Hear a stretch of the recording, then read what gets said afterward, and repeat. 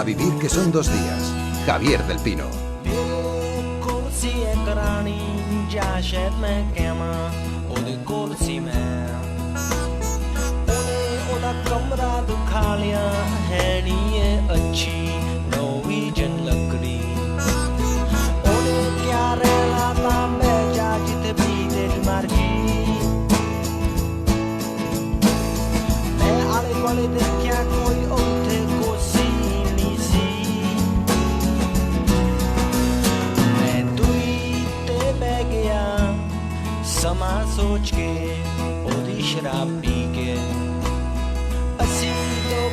Ramón Lobo, buenos días. Muy buenos días, ¿qué tal? De vuelta de Sudán. Sí. Has vuelto solo para ver el fútbol, me han dicho.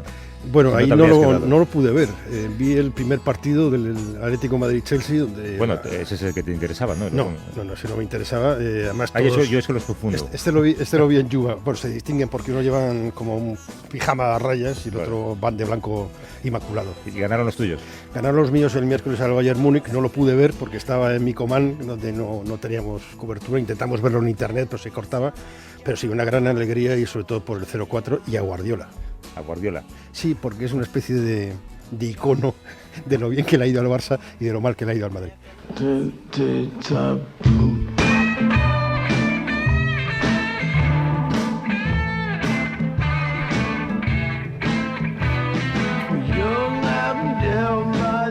Bueno, hablemos de lo que yo comprendo, porque si no luego me pierdo. Te leo unas declaraciones. Si Israel no acuerda pronto la paz con la autoridad palestina, podría convertirse en un estado de apartheid. Fueron las palabras que, según el medio digital de Daily Beast, dijo el secretario de Estado norteamericano John Kerry en una reunión privada con expertos internacionales hace unos días. Parece mentira que un tipo que ha dedicado su vida a ser algo en política, en diplomacia, que ha sido candidato presidencial incluso, todos lo recordamos, no sepa que hay cosas que se pueden pensar pero no se pueden decir en Estados Unidos. Sí, lo importante es que se piensan. Eso ya es la primera noticia. Y él, bueno, la reacción ha sido terrible porque ha habido campaña contra él, ha tenido que desmentirlo, todas esas cosas, pero lo importante es que sí se piensa que Israel, no dijo en ningún momento que Israel lo sea, sino que podría llegar a serlo, hacia, ¿no? En el caso de que fracasen las negociaciones que llevan. Él está dirigiendo esas negociaciones con muy poco éxito, porque ya llamarlo negociaciones es una exageración. Exacto. El Daily Beast dice que tiene una grabación con las declaraciones. El secretario de Estado niega haberlo dicho, al menos literalmente tal y como se ha publicado. El caso es que las palabras han desatado la polémica, la comunidad judía o el lobby judío, medios de comunicación, muchos círculos políticos, sobre todo de la ultraderecha republicana, le han acusado de ser antisemita, han pedido su dimisión. Ante el revuelo causado, Kerry se ha visto obligado a retractarse en un comunicado en el que ha dicho que quizá eligió la palabra equivocada y que le podrían haber malinterpretado, ¿no? Dice textualmente: no creo y nunca he declarado que Israel fuera un estado de apartheid. Kerry además ha dicho que no admitiría que su compromiso con el proceso de paz fuera puesto en duda. De hecho, el hombre está trabajando mucho en ello, ¿no? Sí, lleva ya como 10 viajes a Oriente Próximo, ha mantenido innumerables conversaciones con dirigentes palestinos e israelíes y bueno, sin duda está frustrado por el fracaso. Pero fíjate lo que has dicho tú también de antisemitismo. Se emplea esa palabra y esa palabra es como si también se hubiera ocupado, porque nos olvidamos que los palestinos también son semitas. Exacto. Y la iniciativa estrella fracasa, ese intento de conseguir la paz. Fracasan todos, ¿no? Después de 9 meses de reuniones maratonianas, el plazo de las negociaciones de paz entre unos y otros ha vuelto a finalizar sin ningún acuerdo. Como siempre, el gobierno del conservador Benjamín Netanyahu, bueno, conservador por no usar otra palabra, insiste en la responsabilidad palestina del fracaso. Hamas y Fatah han firmado un acuerdo para formar un gobierno de unidad, y la OLP por su parte acusa a Israel de haber ignorado diversos tratos que podrían haber permitido la paz, como la liberación de presos palestinos o la congelación de la construcción de viviendas en Cisjordania y en Jerusalén Este. Sí, aquí la clave es Israel quiere la paz, los palestinos quieren la paz, hay posibilidades de la paz. Estados Unidos y la Unión Europea están capacitados y dispuestos a liderar un proceso real de paz. Claro, ¿cómo conseguir eso cuando ambas partes consideran que un mismo territorio es su seña de identidad, al fin y al cabo, ¿no? Luz Gómez es profesora titular de Estudios Árabes e Islámicos en la Universidad Autónoma de Madrid. Buenos días, Luz. Buenos días. Lo primero que me gustaría preguntarte es qué te parecen esas palabras de Kerry. Bueno, Kerry es un diplomático y los diplomáticos saben muy bien lo que dicen y cuándo lo dicen. Yo no creo que sean tan ingenuas y tan poco pensadas. es una última forma de presión que tampoco va a surtir efecto para que sigan las negociaciones, que es lo que a la administración norteamericana le interesa. Luz, ¿tú crees que podemos decir que en Israel, en los territorios ocupados, sobre todo en Cisjordania, hay una segregación racial, hay algo de apartheid o es una exageración? No, no es ninguna exageración. Si no queremos llamar a las cosas por su nombre, negaremos la realidad y no la solucionaremos. Pero cualquiera que haya estado allí en Cisjordania sabe que hay carreteras para colonos y carreteras para palestinos, sabe que la movilidad de los palestinos está totalmente reducida, sabe que las leyes son distintas dependiendo de si eres israelí o si eres palestino, sabe que los niños no pueden ir al colegio porque se les pone checkpoint, sabe que los impuestos son diferentes. Eso es segregación, y eso es segregación basado en un componente, en este caso nacional, que es el ser palestino. Pero también hay segregación dentro de Israel, que es algo de lo que no se habla tanto. Los palestinos israelíes que tienen ciudadanía israelí no gozan de los mismos derechos que los judíos. Israel es una democracia, pero es una democracia para judíos, no para todos sus ciudadanos. Claro, pero cuando hablamos de segregación en los años 50 en Estados Unidos nos da mucha pena y se hacen películas, pero no se puede pronunciar la palabra segregación cuando te refieres a Israel porque te dicen que eres antisemita. Sí, esto ya es algo conocido y los propios judíos norteamericanos responden a ello porque también hay un movimiento muy fuerte de contestación dentro de la comunidad judía. No se puede utilizar en vano el vocabulario, no se puede utilizar la historia, no se puede utilizar el miedo, no se pueden utilizar la seña de identidad de todo un pueblo, como es el pueblo judío, en beneficio de unos cuantos, de la política de un gobierno y de un Estado que está incumpliendo las resoluciones internacionales. Después hay una cosa que siempre me ha preocupado, es, Israel está repitiendo, de alguna forma, el trato que recibió. Y hay una especie de ciclo de violencia, de maltratador, maltratado, que también, por ejemplo, había muchos problemas en Gaza, en Palestina, porque ese maltrato consecutivo lleva a una violencia doméstica. ¿Cómo rompemos esto? ¿Realmente hay voluntad de romperlo? Yo considero que por parte del gobierno israelí y en general de la sociedad israelí, por muy terrible que sea decir esto, que es la que respalda a este gobierno, no hay una voluntad de alcanzar un acuerdo de paz con los palestinos. Lo que hay es una voluntad de anexionarse más territorio. Lo hemos visto, en el último año ha aumentado un 123% la colonización de Cisjordania. En este momento Jerusalén Oriental está prácticamente ahogada y su comunidad palestina no tiene posibilidades de futuro. No hay una voluntad de solucionar el conflicto en los términos de los dos estados de los que se viene hablando desde hace 20, 25 años. No hay esa voluntad.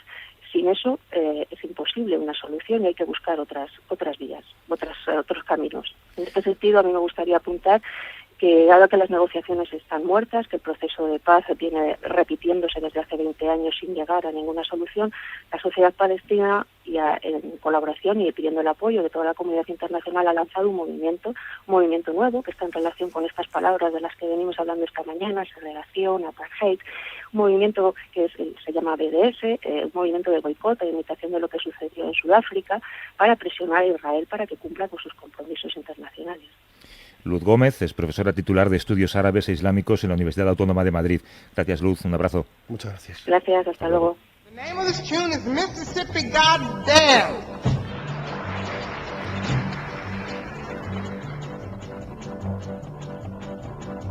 And I mean every word of it. Alabama's got me so upset. Seguimos hablando de segregación, en este caso de las consecuencias que todavía perduran en la mente de algunos, ¿no? Una multa de $2,5 millones por hacer comentarios racistas, además de no poder volver a poner un pie en una cancha de baloncesto. Donald Sterling, propietario del equipo de baloncesto norteamericano Los Ángeles Clippers, que son muy malos, por cierto, ha sido suspendido de por vida y sancionado por la NBA por comentarios racistas. Sí, es una sanción histórica. Ha sido anunciada esta semana por Adam Silver, que es el comisionado de la NBA, que es la liga de baloncesto más importante del mundo, tras confirmar las grabaciones con declaraciones racistas filtradas por el portal de noticias TMZ, que corresponden al dueño de los Clippers, que dice algo así que lo que decía Silver es que cuando se tiene el más mínimo inicio de que existe un cáncer, se corta de raíz para tratar de erradicarlo. Haré todo lo que esté en mi poder para que Sterling proceda a la venta del equipo. En tu vida, cada día, puedes hacer lo que quieras. Puedes dormir con ellos, ir con ellos, puedes hacer lo que quieras. Lo único que te pido es que no les des publicidad y que no los traigas a mis partidos. I don't bring anyone to the game. Okay, then. There's nothing. Esa es parte de la conversación telefónica que mantuvieron Sterling y su novia, Viviana Estivano. Le ha valido la sanción. Durante 10 minutos discutían la posibilidad de que ella acudiera a ver los partidos del equipo con varios amigos negros.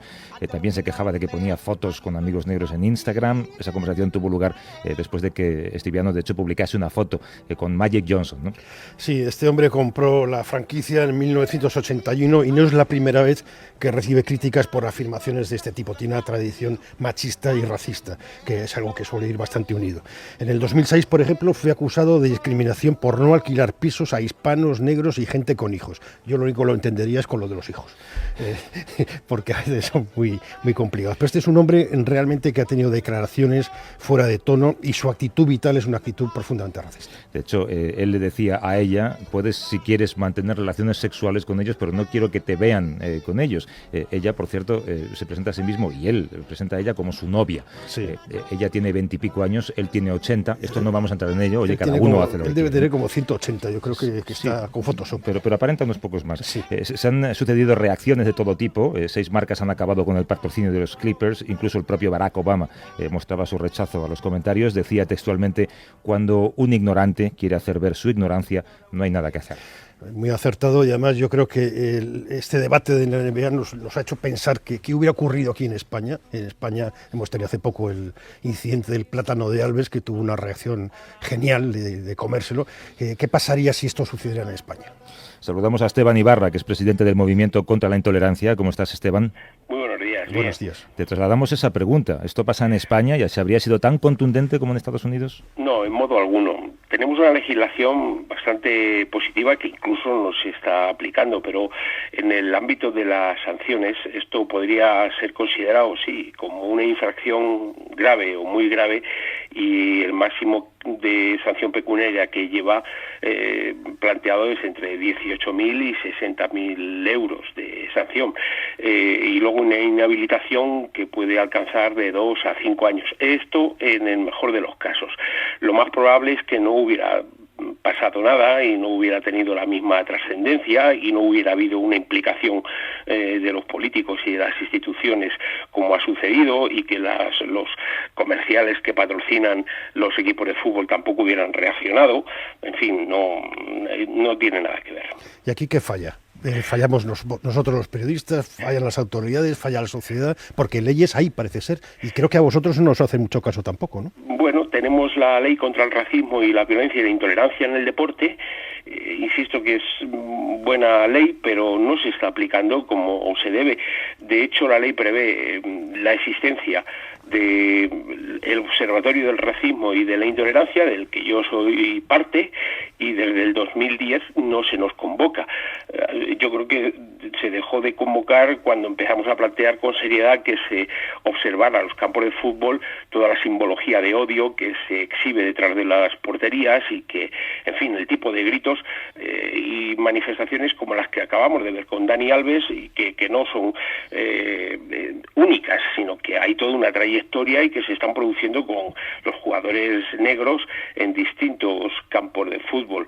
Yo creo que aquí fallamos a muchos niveles, pero en primer lugar, quien tiene la máxima responsabilidad, las instituciones, que no se encargan de cumplir la ley con rigor.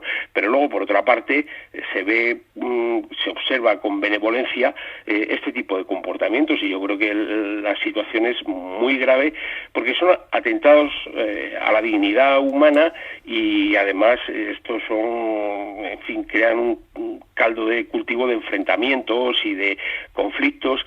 Y como decía Eto'o, cuando salió del campo de fútbol de la Romareda, después de llamarle mono y decirle todos los gritos de dice, el problema no soy yo, el problema es que mañana una persona negra salga del metro y le hagan lo mismo y le agredan. Pues bueno, meses después se produjo los mismos gritos, los mismos insultos con mi guagüene, le golpearon en el cuello y le dejaron parapléjico. En fin, esto es no tomárselo en serio. Fíjate que está en Madrid Serena Williams, afroamericana, y he leído por algún lugar una entrevista en la que ella no daba crédito a que haya pasado lo que pasó con Dani Alves, y no pase nada, al fin y al cabo. ¿Has dicho, Esteban, que desde 2010 nos convocan? Sí, desde 2010, vamos. Esto se llama proteger a los clubes, ¿no? Hay otra manera. Bueno, es así. El problema es que el observatorio se convirtió en un instrumento molesto, porque en definitiva lo que está en juego aquí es la exigencia de la aplicación rigurosa de la ley, y eso entra en conflicto con la dirección de los clubes, que a su vez tendrían que mantener una tensión con los grupos ultras, que son los principales protagonistas de este tipo de hechos, ¿no?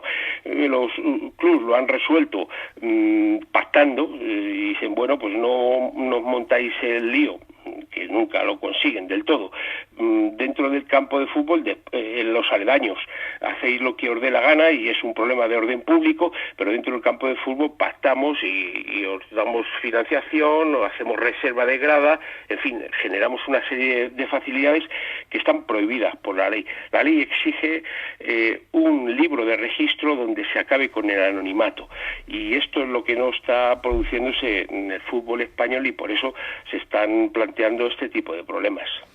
Esteban Ibarra, presidente del Movimiento contra la Intolerancia. Suerte y un abrazo. Gracias, un abrazo. Hasta luego.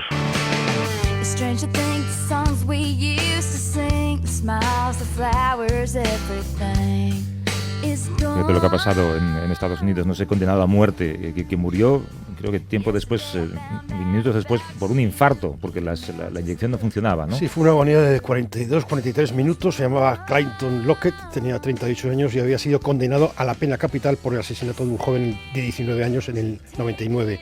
Hemos hablado en este programa a veces de los problemas que ha tenido la inyección letal con los componentes, que farmacéuticas europeas están boicoteando el envío de este medicamento, con lo cual sí sirve la presión social sobre las farmacéuticas. Entonces los americanos lo que están haciendo es improvisando cócteles nuevos que producen este tipo de situaciones. En los últimos meses se han dado varios episodios de complicaciones de la aplicación de la pena de muerte en Estados Unidos. La mayoría de los 32 estados donde está en vigor esa pena capital tienen problemas, como dices. Por cierto, que parece que uno de los combinados que se está utilizando, así lo publica hoy El País, se llama rocuronio de bromuro, se fabrica en la calle Balmes, en Barcelona, un laboratorio farmacéutico, se llama Tamarán. Los dueños del laboratorio, por supuesto, no quieren decir ni mu, dicen que no se sabe a dónde van sus drogas, que son Pues lo tendremos que decir los ciudadanos, decir mu y algo más, ¿no? Que se hace con nuestros dineros y con nuestros valores, ¿no? Exacto. Con Taylor Swift no te despides hoy, ¿no? No, hoy me voy a despedir con una canción maravillosa en una versión estupenda, Starways to Heaven. Hasta luego. Chao.